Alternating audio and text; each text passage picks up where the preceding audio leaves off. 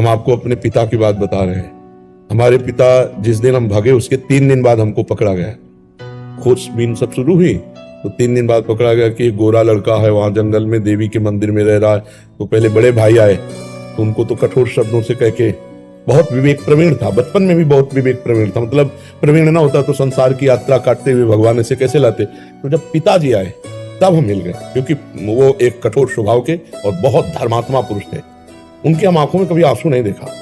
बहुत ही दृढ़, सर्दी गर्मी भूख प्यास सब बर्दाश्त करके संतों की सेवा करना, गृहस्थ एकदम किसान आदमी ऐसे।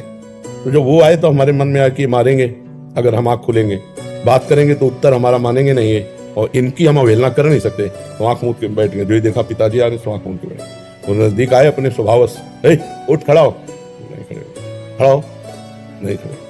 तीसरी बार का आप खड़ा हो जा तो हमें लगा डंडा पड़ेगा, चौथी बार तो खड़े हो गए। बच्चे ही थे, खड़े हो गए। तो चाचा जी वगैरह उनको बड़े भैया कहते थे, तो हम भी पिताजी नहीं कहते थे, हम भी बड़े भैया कहते थे। तो हमका बड़े भैया आपसे एक प्रार्थना करें।